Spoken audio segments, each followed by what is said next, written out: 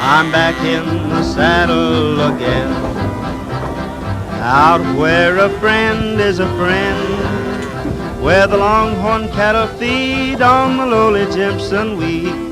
Back in the saddle again. Good morning from Northeast South Dakota. I'm Clint Brandlee, your South Dakota adoptive farmer. As you follow me along this year, you get to see what all we're doing on the farm and our kind of what we're doing from day to day. We're out here in the field that our family homesteaded back in 1886 as part of the Homestead Act. I am the 5th generation on our farm, and we raise corn, soybeans, which you see here, a little bit of wheat. We planted some rye for the very first time this year, and we raise about 300 head of cows that we calve out in the spring, which you'll be seeing later on the school year. So when we ended the program last year, we were just planting this soybean field, and so it's kind of fun to be beginning out with you new students in the same field where we're beginning ready to harvest. So this summer, as been with every summer, we've been real busy with planting and then going through spraying and a lot of hand and everything. So we'll be going back through and showing you some of the things we've been up to, and then hopefully in our next video we'll be out showing you how we combine these soybeans. So let's take a look back at what all we've been up to. On my international harvester.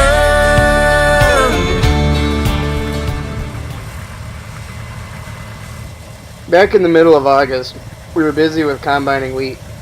All of our wheat gets sold to the local elevator, where it gets loaded on railroad trains and shipped over to Minneapolis, where the flour mills make it into flour and other products.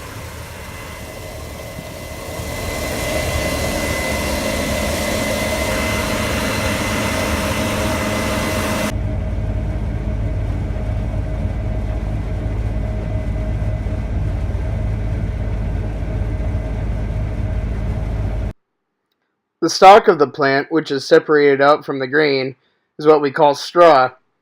We use this for cattle feed later on during the winter. In the spring, we take the cow and calves out to pasture, where they spend all summer long enjoying the nice green grass.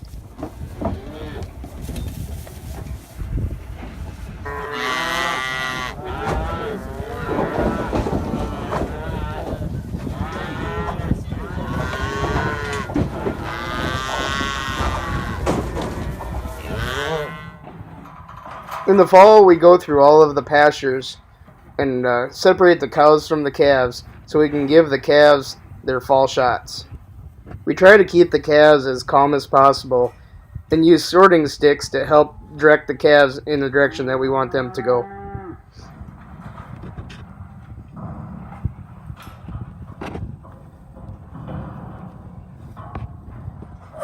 As the calves enter into the tub, they walk into the alleyway where they wait to be individually led into the squeeze chute.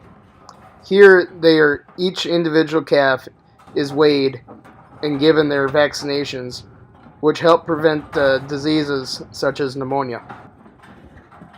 On average, each calf has gained about 400 pounds since birth.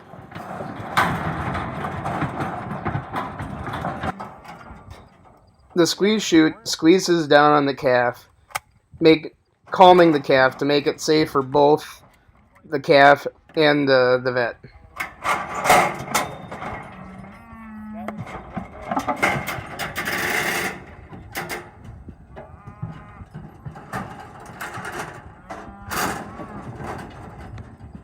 We're standing out here where we believe my great-great-grandpa originally homesteaded and built his sod shanty, which is what most of the settlers did when they arrived in this area. And with that, I introduce you to something that we'll be doing every single month with you guys, and that is pop quiz time. So this month's question is, in what year did the U.S. government or the Congress pass the Homestead Act? And the second part of it is, how much did it cost each homesteader to purchase their homesteaded land?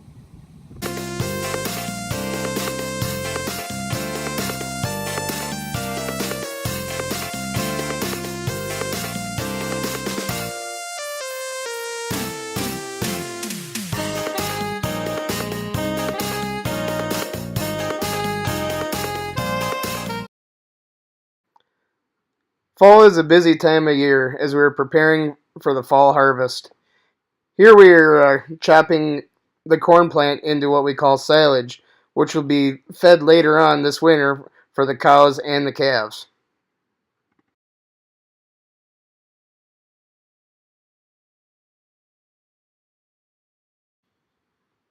The silage is brought to the farm in trucks, where it is pushed into a pile and packed.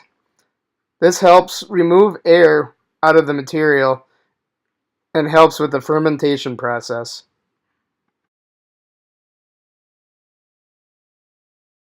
As soon as we're done packing, we cover the pile in a big plastic tarp, like a Ziploc bag.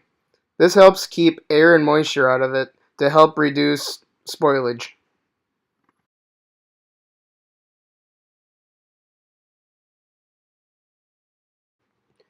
We also prepare for the calves coming into the feedlot by doing a pile of wet corn. This is what we'll be feeding the calves after they get weaned, which we'll be showing in a later video.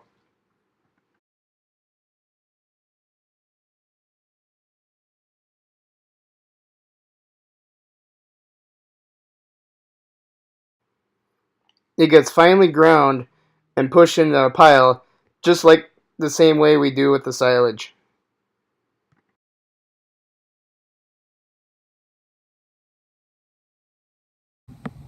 Well, I hope you liked this month's video. As you can see behind me, fall is in full swing. So hopefully when we see you again next month, we'll be out in the combine and be able to show you how the harvest progress is going. So on behalf of myself, Kelly, and the rest of the gang here at Brandlee Farms, see you next month, and keep your stick on the ice.